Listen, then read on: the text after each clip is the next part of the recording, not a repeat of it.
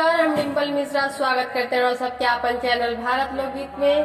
तो आज हम आप सब प्रति लेके आए एक अच्छा सा प्यारा सा शिव जी के गीत। आप सब ये गीत सुनी। अगर ये गीत पसंद आई तो आप सब हमारे चैनल को लाइक करें, सब्सक्राइब करें, शेयर करें, कमेंट करके बताएं कि ये गीत आप सबके कैसा लगा। खाई के भांगिया धतूर हो, सुत गईले बाबा भोलेनाथ जी।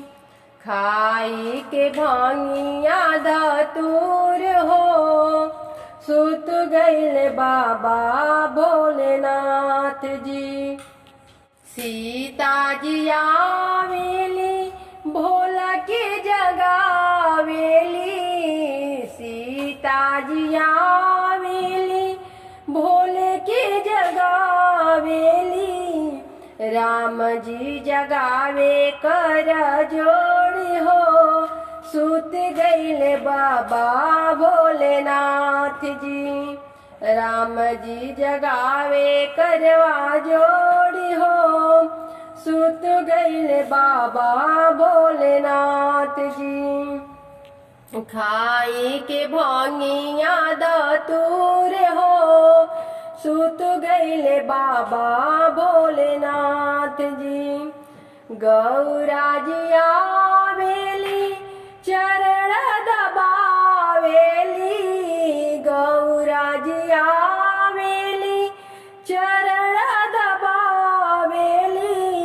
गणपति जगावे करवा जोड़ी हो, सुत गईले बाबा भोलेनाथ जी।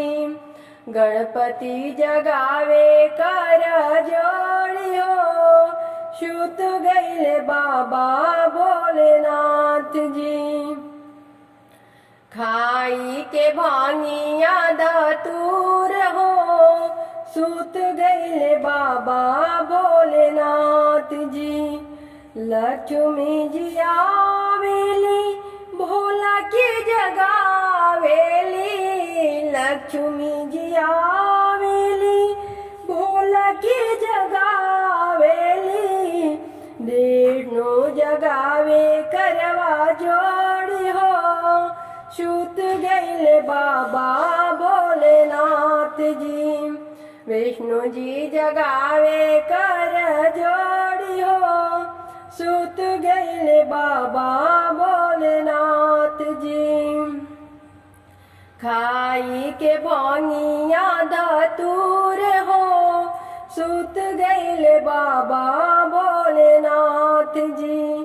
राधा जी आवेली भोला की जगावेली, राधा जी आवेली भोले की जगावेली।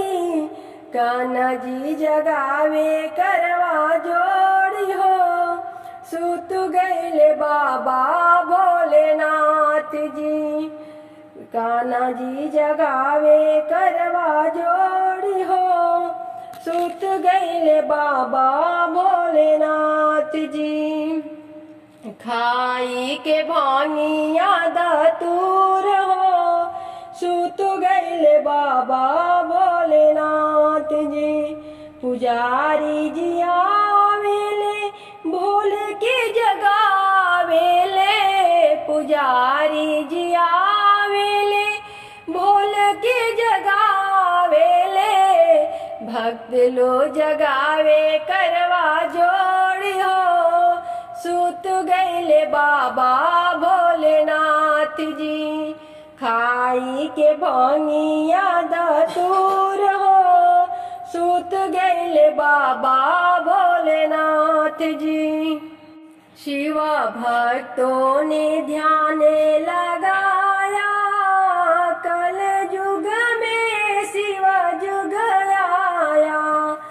शिव भक्तों ने ध्यान लगाया, कल युग में शिव युग आया। सारी समस्या के हल एक लोटा है जल, सारी समस्या के हल एक लोटा है जल। भक्तों ने मंदिर पहुँचाया, कल युग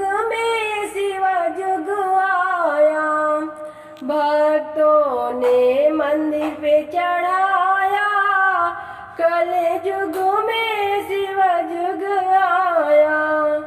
शिव भक्तों ने ध्यान लगाया, कल युग में शिव युग आया। बेलपत्ती ले आओ भोले बाबा को चढ़ाओ, बेलपत्ती ले आओ भोले बाबा को चढ़ाओ। खा कर के रोग लगाया, कल युग में शिव युग आया। भोले मंदिर में जाओ, वहाँ डमरू बजाओ, भोले मंदिर में जाओ, वहाँ डमरू बजाओ।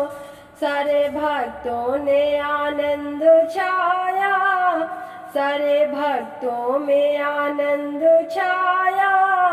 कल युग में शिव युग आया, सारे भक्तों में आनंद छाया। कल युग में शिव युग आया। शिव भक्तों ने ध्यान लगाया, कल युग में शिव युग आया। भोले मंदिर में जाऊं, वहाँ ढोलक बजाऊं, शिवा मंदिर में जाऊं, वहाँ ढोलक बजाऊं। सारे भक्तों को खूब नचाया, कल युग में शिव युग आया। शिव भक्तों ने ध्यान लगाया, कल युग में।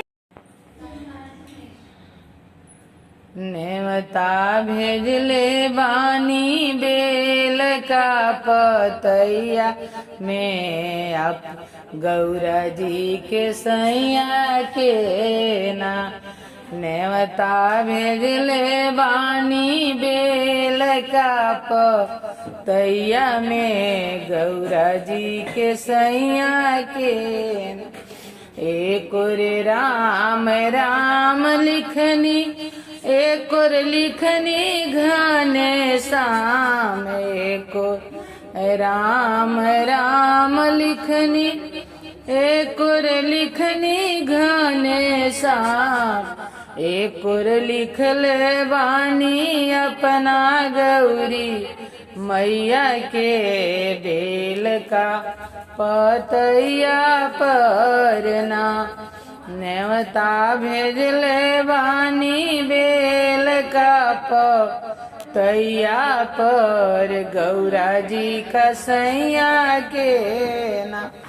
एक और राम राम लिखनी, एक और लिखनी सीताराम। एक और राम लिखनी, एक और लिखनी सीताराम। एक और लिखल बानी अपना गौरी मैया के, बेल का पतैया परना। नेवता भेजले बानी अपना गौरी मैया के, गौरा जी कसैया के ना। बजा दो भोले डमरू आज मोरे अंगना, बजा दो भोले डमरू आज मोरे अंगना। डमरू के धुन पे गणपति जी नाचे, डमरू के धुन पे गणपति जी नाचे। मारी दी नचे संग में आज मोरे अंगना, मारी दी नचे संग में आज मोरे अंगना न। मारी दी नचे संग में बजा दो भोले डमरू आज मोरे अंगना, बजा दो भोले डमरू आज मोरे अंगना। डमरू की धुन पर ब्रह्मा जी नाचे, डमरू की धुन पर ब्रह्मा जी नाचे। माँ लक्ष्मी माँ के संग में आज मोरे अंगना, माँ लक्ष्मी माँ के संग में आज मोरे अंगना। बजा दो भोले डमरू आज मोरे अंगना, बजा दो भोले डमरू आज मोरे अंगना। डमरू के धुन पे सीता, डमरू के धुन पे रामा जी नाचे, डमरू के धुन पे रामा जी नाचे, माँ सीता नाचे संग में आज मोरे अंगना, माँ सीता नाचे संग में आज मोरे अंगना। डमरू के धुन पे कन्ना जी नाचे, डमरू के धुन पर कन्ना जी नाचे, माँ राधा नाचे संग में आज मोरे अंगना, माँ राधा नाचे संग में आज मोरे अंगना, माँ राधा नाचे संग में आज